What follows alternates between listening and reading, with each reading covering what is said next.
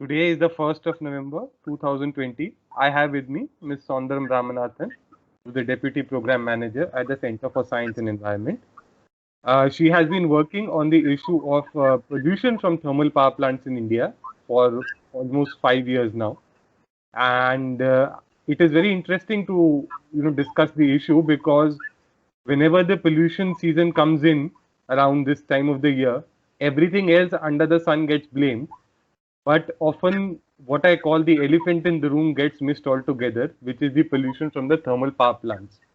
Center for Science and Environment is one of the few institutions that has been working to raise the voice on this subject and has been actively participating in public discussions. So without further ado, Sondaram, I'd like you to explain first the situation arising from the pollution due to the thermal power plants and what is the status of action that is supposed to be taken on it. Okay. Thanks, Rohit, for the introduction. And I must say, we have been working on coal-based thermal power stations now over 10 years at the Center for Science and Environment. And all these things started through a project which we do with the UNDP. So we work on sustainable industrialization. And we pick up a sector and then we rate that sector and we try and understand how to improve the environmental performance of that sector per se. And that's how we have been rating different sectors. And we started with the automobile industry and paper and pulp and steel and mining. We've gone through different sectors. And when we came to the fair end of the project, what the Central Pollution Control Board authorities, that's the regulators themselves, said was, power sector is contributing to a lot of pollution, but then we don't have a hand over them because they're very powerful. If you go ask them to control pollution, they tell us that, we can close down and go.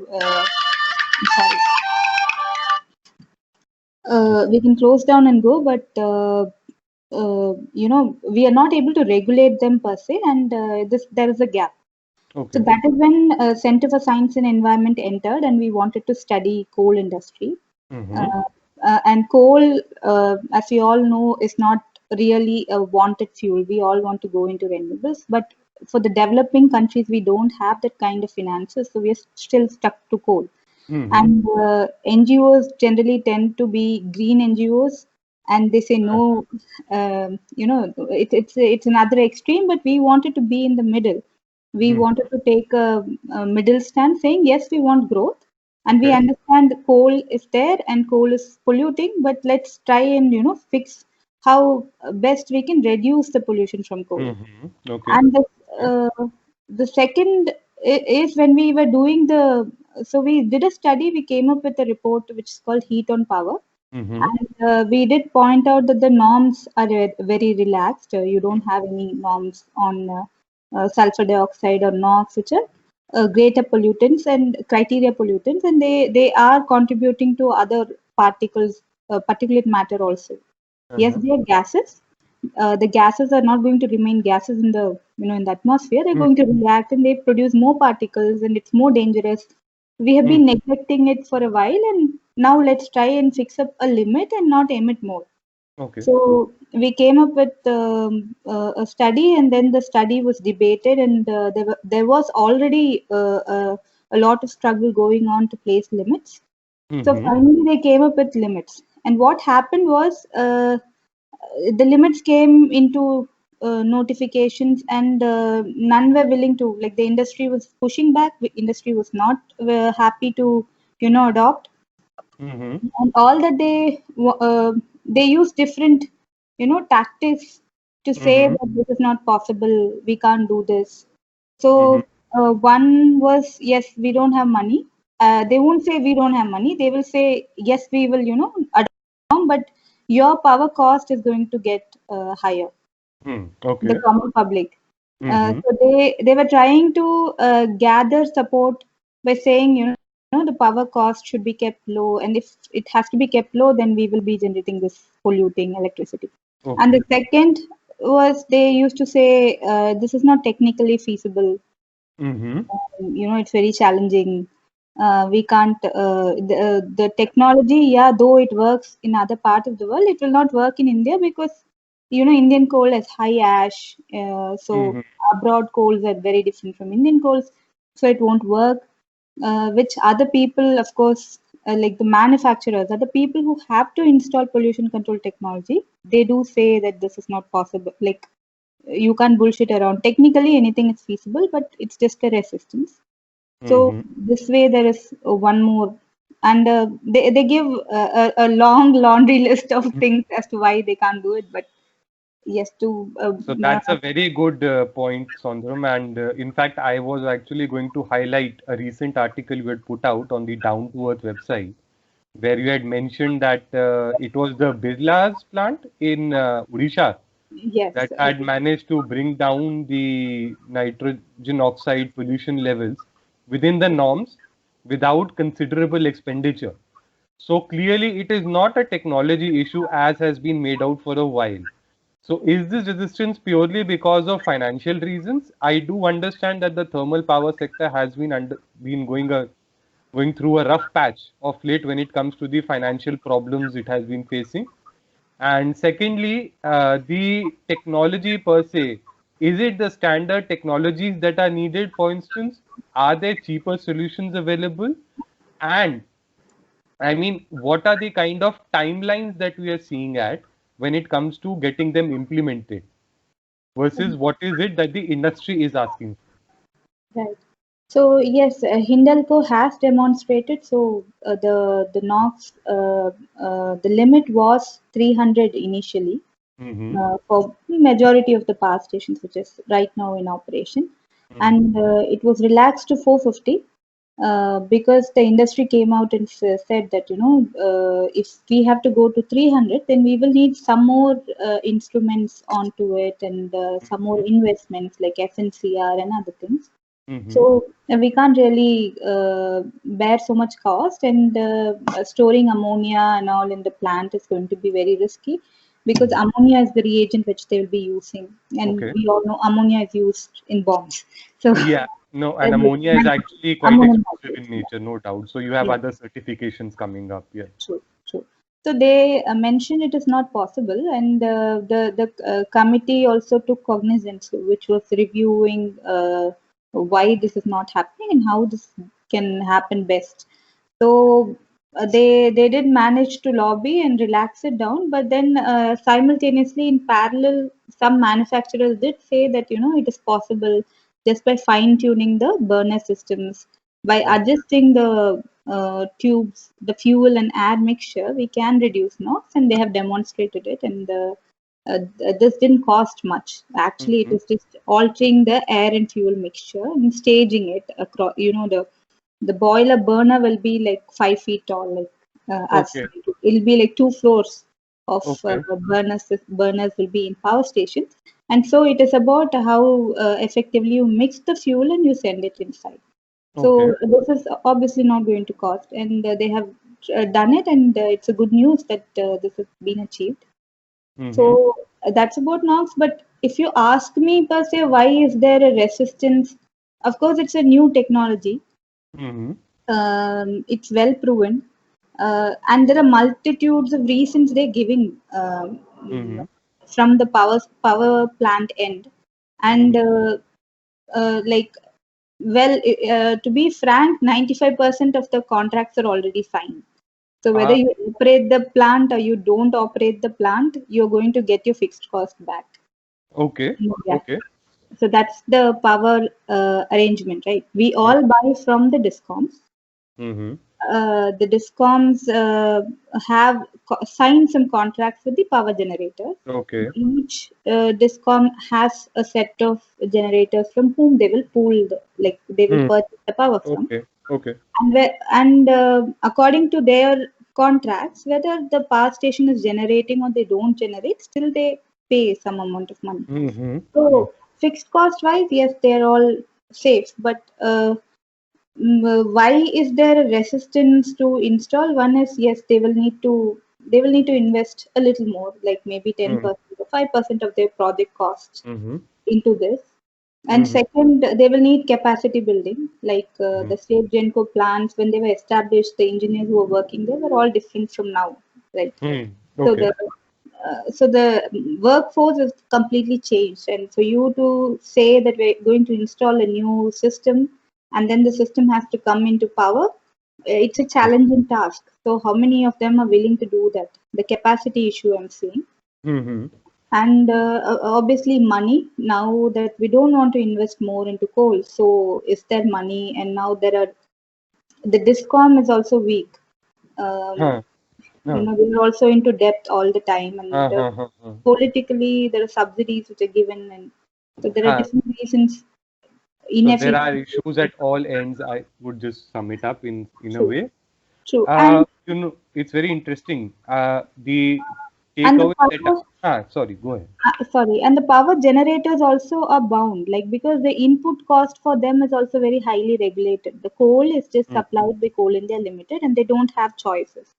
So mm, input is also regulated, and the output market side also it's more or less it's constant. So mm. in between they have to manage and come out. So I think that's one reason they are struggling. Okay, okay. Now, this raises two very important questions. One, with the recent effort to deregulate the coal mining sector, do you think there can be an improvement in the pricing and probably help, give some relief to the coal power sector so that it can get some bandwidth to invest in pollution control technology? Second, uh, since the discoms tend to have a financial problem all most of the times, and many of them are state owned, is it a question in that case for greater autonomy for the discom sector as well to operate freely instead of being so heavily regulated when it comes to tariffs, so that there Mm, is money to across the sector to finance this? okay, so the first part, if you ask me whether this coal mining privatization whole thing is going to help, Mm-hmm. that is difficult to say because till now, whatever coal mining auctions have happened have not Mm-hmm. been very successful. Okay. So, whatever was auctioned, half of them have not even started operating. And Okay. that is why this time they've given relaxation, saying, okay, now you mine coal, you sell it to anyone. Okay. So it is going to be price dynamics, frankly, Mm-hmm. and the quantity of captive minings which is now being handed over is very small fraction when compared to the overall, what is happening, because 70%, meaning 700 million tons, we today use some 1,000 million tons of coal. 700 million tons of coal is just taken by the power sector, and now whatever has been auctioned would be like very less than 100 maybe. Okay. I'm not sure of the number. So whether that amount of and second, you will need to alter your contracts, or you might need to sign an extra contract with another agency. Now you're already procuring something from, say a vendor, Mm-hmm. or from a market. You're buying some 10-15 kg rice on a regular basis. Now somebody else is offering you rice at a cheaper price. Now if you want to move to them, then you will need to, balance out between these two. True. How the decision and what is going to force the decision is obviously going to be cost and the reliability. Mm-hmm. Certainly. So if those two can be achieved, yes, it will happen, but it is going to take time, because once you auction it and then they get enough clearances and then they start the mine itself is going to take time, 3-4 years, and Certainly. then to establish this kind of network to get to that reliability is going to take time. Certainly. Certainly. And So. by that time, what kind of like innovations are going to come into picture is also to be waited and seen. Mm-hmm. Battery cost might come down, renewables might get cheaper. So So there the is a constantly evolving threat in a way to the sector itself, thanks to all the technology innovations taking place. Interesting. Uh, Sondram, that's a very good explanation. And another question now that I have is, why is it important in the first place to control the pollution from thermal power plants? If you could shed some light on the role that the thermal power plants play in the overall pollution scenario of India, we'd be very grateful to. Okay. So power plants, there are different like pollutants which the power plant add into the environment. So the primary, which all of us are aware, which is visible to our eyes, is particulate matter. Dust. Mm-hmm. Yeah. Particulate matter is dust. And dust, we all know, it gets into our lungs and it will block and flow. And that's basically the inorganic material, whichever is there in the. And the second inorganic material is that which cannot burn, to be more simpler. So which burns goes into energy, and which doesn't burn, the salt will not burn. So the salt comes out. It's not essentially a salt, a non-mineral. A mineral. So that is ash, and ash is again blown by wind, and that's fly ash problem. And the particulate matter is again ash. That's one problem. And the second one is sulfur dioxide. Sulfur dioxide is a gas, right? And we all know that today we are all using BS6 fuel in our vehicles. We are all going for BS4, say BS6 ho gaya. So why are we doing all those things? Because we want less sulfur in our fuel. Okay. Why is sulfur bad? Yes, we all know in textbooks we have read acid rain and all, but we in Agra, the Taj Mahal is turning yellow. Yes. So, but otherwise we haven't heard of acid rain so much in the media. But in the US, the acid rain problem was too visible, but in India it hasn't happened. But in India, what we're seeing is the sulfur dioxide gets reacts. So it reacts. So how does it react? When there is light which is falling, it gets oxidized with the oxygen which is there in the atmosphere. And second, it climbs on to other particulate matter, dust particle, and it reacts by absorption. Okay. So there are 3-4 different processes by which the sulfur dioxide will not remain a gas but turn into more particles. So from sulfur to sulfur dioxide is itself twice the weight.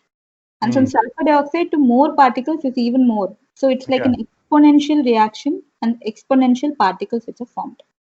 So there are studies which are indicating a power plant in Punjab can actually, the sulfur dioxide which is emitted by it can form particles, and it can come till Delhi, which is like 250-300 kilometers away.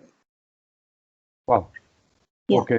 So today I'm also giving inputs to my other colleagues in air pollution team. And I haven't very closely observed it this way when I was doing the survey or the rating. What I see is every non-attainment city is there is something called ambient air quality standard which each city has to meet. Now, when I was in Coimbatore, I didn't know the importance of clean air because the air was already clean. So when people say air pollution, it was very theoretical to me. In Delhi, I'm regularly seeing it. And similarly, like Delhi, there are many other cities in India which is turning polluted. Okay, even Delhi, maybe 20 years back was not like this. The kind of pollution which we witness today. And it has happened very rapidly. And soon Delhi-like situations can happen in other cities. Okay, so we have started seeing that if your ambient air quality, the particulate matter is more than 50, it's dangerous. So there are some cities which are identified as non-attainment cities. That's where the particulate matter in the air is very high. And we are preparing action plans for that. Manage. Now the problem has come, we have to manage it somehow. So in the action plan, when I look if there is any power plant nearby, to my surprise, every city in the 150 kilometer or 200 kilometer vicinity, I see a power plant. And if you go and tell those people that, see, your power plant which is there 200 kilometer away from your city can cause pollution to you, no one is willing to believe. Wow. Because the Kadapa, so I'm giving you an example, Andhra Pradesh Pollution Control Board, there is a city Kadapa, and 40 kilometers from upstream, like on the northern side, there is a power plant Rayalaseema. And I tell the Kadapa officials that, see, your Rayalaseema power station is emitting pollution and it's coming to your boundary. So please ask them to make sure that they are reducing it. And these guys have to tell me, oh, madam, it is, 50, 60 kilometer away. We are not even officials. We can't even, no, it's a different district. We have no power over there. So Wow. why are you giving us a plan wherein we have to go and sit with them and get this fixed? Okay, this is a very interesting point you raise. I mean, this is like the lack of awareness and knowledge in general about how polluting power plants are in India. True, true. And even the power plants themselves, Central Electricity Authority has given some reports Mm-hmm. to the minister saying, we measure the ambient air and the sulfur dioxide is very less. It's, 20 or 40, not more than 40 anywhere. But the figure 40 itself is alarming. 40 microgram per cubic foot is what they're saying. And that's very alarming because in the background, you generally have to have less than 5. If you Wow. if you have a clean city, it's less than 5. Of course, CPCB mentions the standards a little higher, uh, Hmm. maybe at 50, 60 Mm-hmm. annual average. But then you don't want to hit the benchmark, right? And WHO clearly tells you it should be less than 20. So And we now, actually have a standard which is higher than what is prescribed by the World Health Organization, which true, essentially comes from what is supposed to be the safest maximum exposure limit that is allowable. true, true, I mean, that is what it means, right? true, Our and standards are higher than what human health can tolerate in the first place. true, true. And we are willing to compromise because we want some occupation tomorrow. We are Hmm. willing to die a little early, but we want some occupation, no? Because tomorrow we can't die without food. And correct me if I'm wrong, but India is also the highest sulfur dioxide polluter in the world. True. Yeah, 50% of the sulfur dioxide which India is emitting is coming from power stations. And the third, oxides of nitrogen is also another pollutant, and you can't. Again, it's a emerging new health issue. Hmm. Oxides of nitrogen can trigger ground level ozone. Oh, so ground level ozone is very dangerous. I know that. Yeah. And again, it can also contribute to nitrate particles. So now the recommendation we're giving to the Central Pollution Control Board is, can you please both monitor sulfur dioxide and in the particulate matter, can you just measure how much sulfates is there in the dust? Interesting. Sulfates and nitrates. Interesting. So that would act as a proxy for sulfur dioxide, at least that is present in the air. Interesting. This raises a very important question of the need to monitor exactly what is going on. And I do believe that there was an effort to install continuous monitoring systems across power stations. What has been the experience so far with respect to them? And have you seen any lacuna on part of the power stations? Has there been any, I mean, problems with the data that has come up? And what are the general reasons behind it? Is it like just lack of awareness of how it is supposed to work, or is there some data manipulation also involved sometimes? Okay. Data manipulation part can happen anytime, so I'm not touching that. Okay. Uh, Okay. that depends on the moral of the company and what they Mm-hmm. want to take forward. True. But generally, continuous emission monitoring system is now installed across all the coal-based thermal power Mm. stations in India. So Okay. that is one. Second, the continuous emission monitoring data today is not valid in court, Oh. in judicial system. So even though you generate data, you can't technically use it for any good purpose. A good purpose in the sense any purpose. Per Mm. se. So it is just a requirement, and so Mm. they have installed it. But Mm. I don't see the data being used much.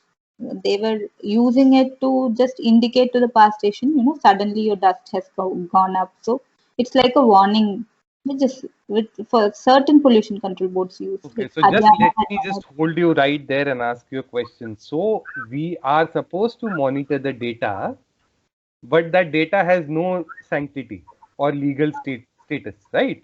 right. So what is the point of then doing it?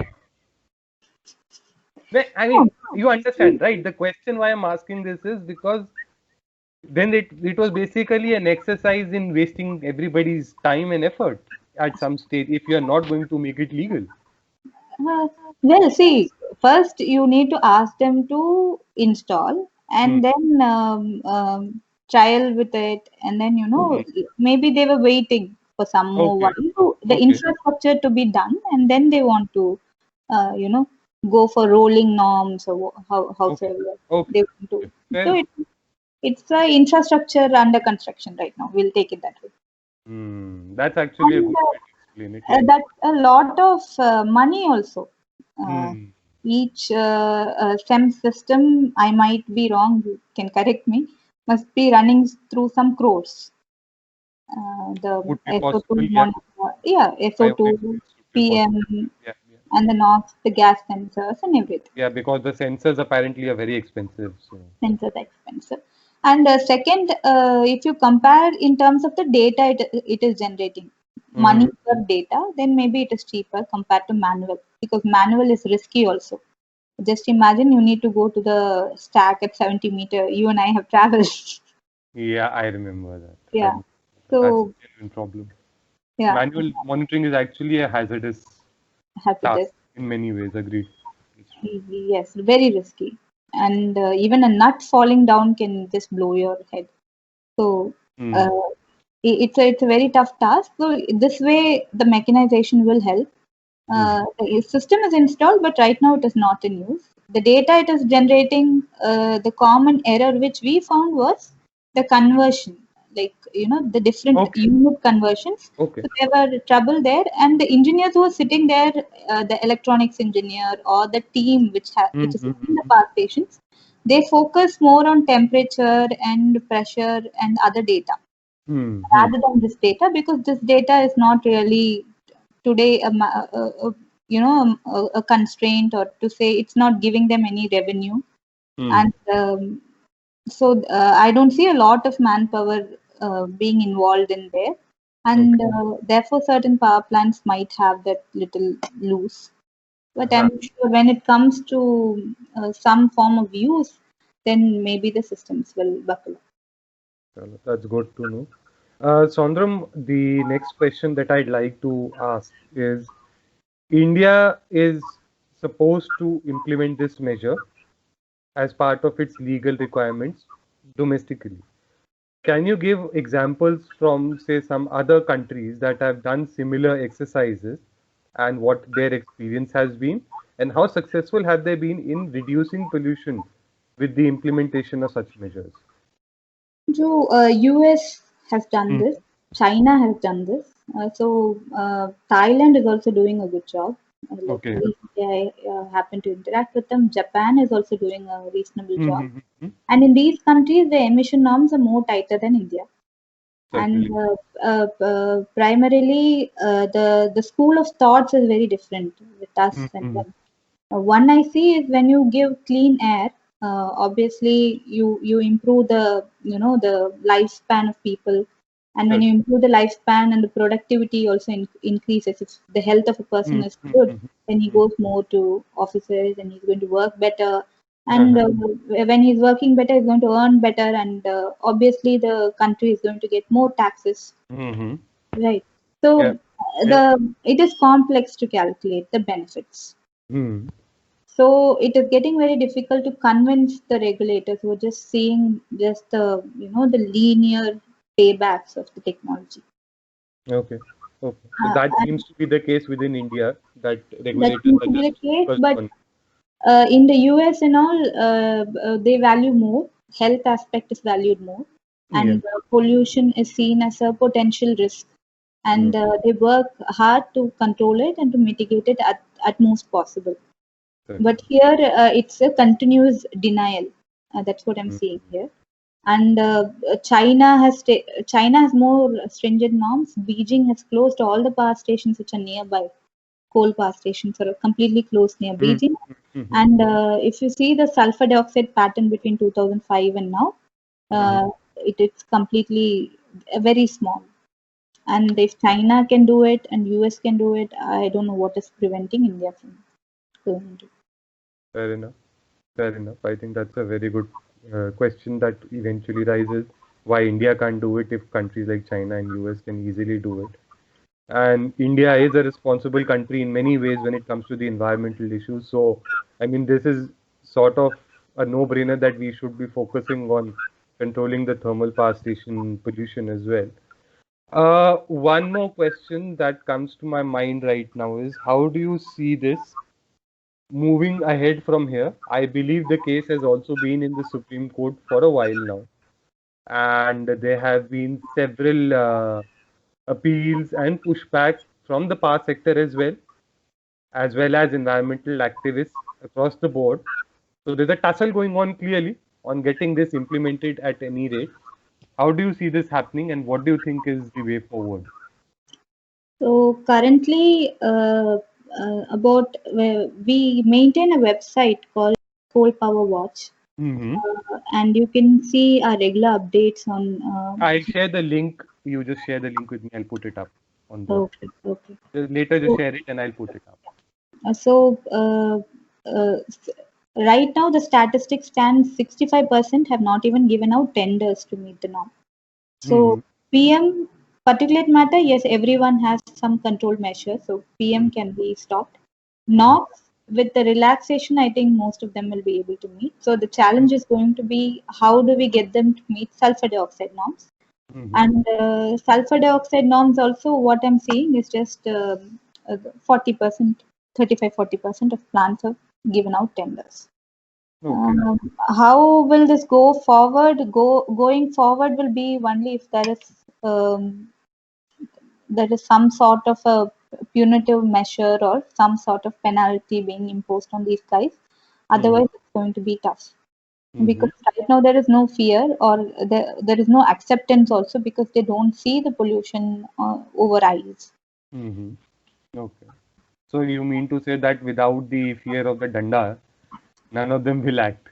It is going to be difficult because, see, a power plant construction itself takes 3 or 4 years today.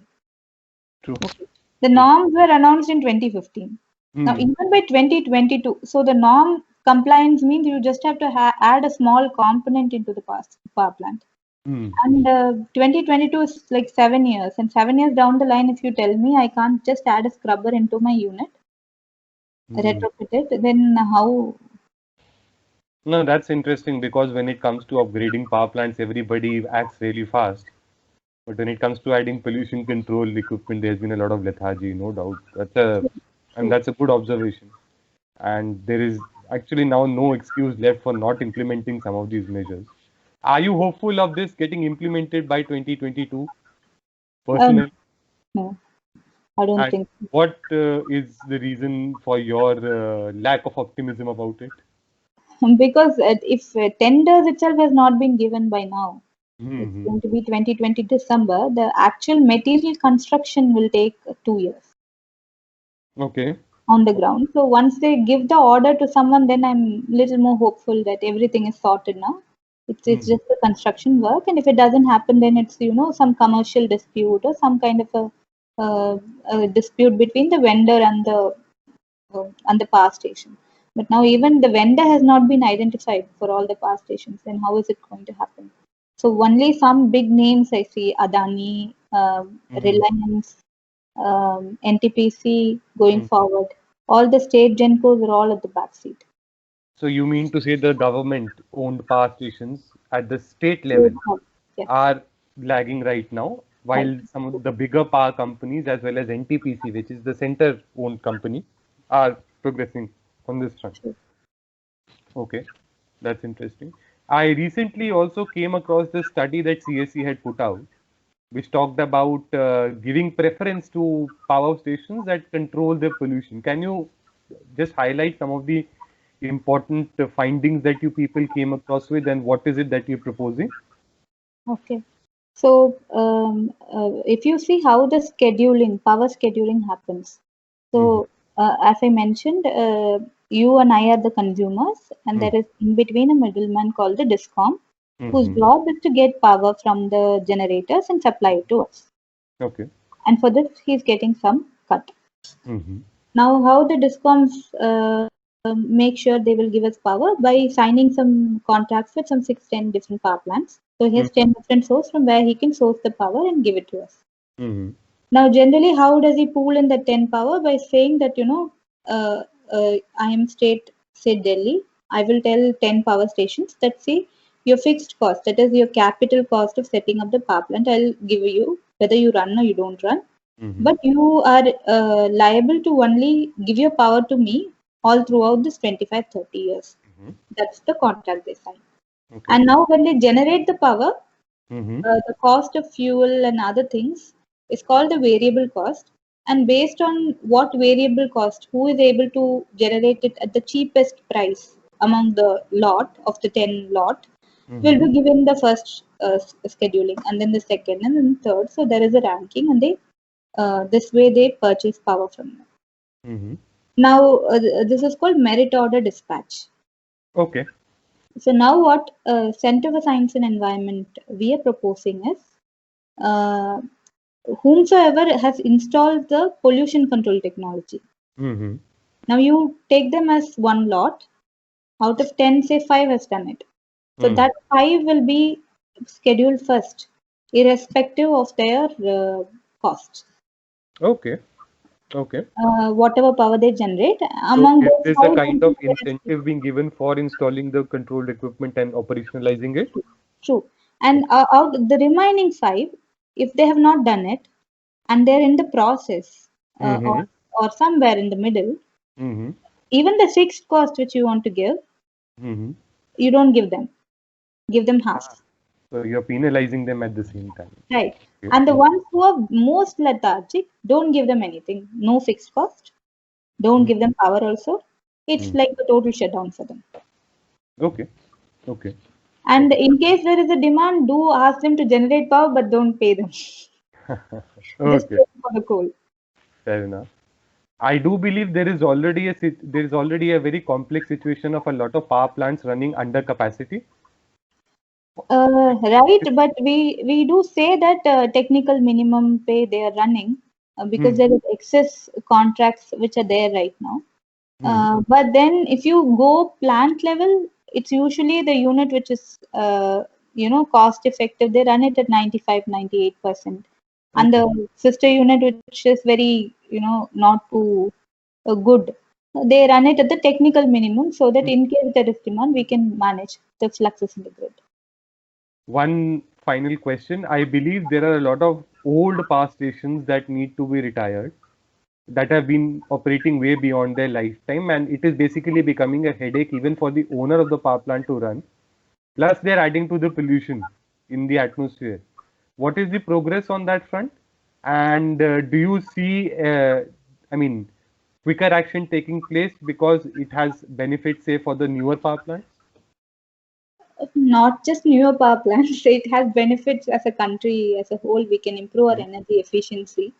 So now, as a consumer, you and I are, running five-star ACs, and we are told don't run engines, petrol engines which are more than 15 years, and diesel engine more than 10 years. Dump your car. So, but of course, it takes a heavy heart. Like when you're told that you have to dispose of your vehicle, and the same heavy heart is there with all the power stations also today. It's also about the people working there. How are they going to be rehabilitated? So it is a lot of questions. Well, there is no fixed scheduled plan as yet on these power plants. There are still considerable number operating. And the rate of retirement has been very less, like maybe 1,000 megawatt every year. Okay. There were times when we added 10,000 megawatt every year. Today we are adding something around 3,000 megawatt, 3 to 5,000 megawatt every year. But the retirement is at something around 1,000, 1,500, not more than that. Okay. Fair enough. So that is all that I would like to ask you, Sondram. Thank you so much for sparing your time on a Sunday for this conversation. I'm sure the viewers will love to know more. I'll share some of the links of the reports if you can share them with me in the box below, comment box below, and people can have a look at it. Thank you so much, Sondram, and it's always a pleasure talking to you. Thank you very much, Rohit, for the opportunity. I hope I'm of some benefit to the viewers. Oh, it has been of a lot of benefit. Thank you.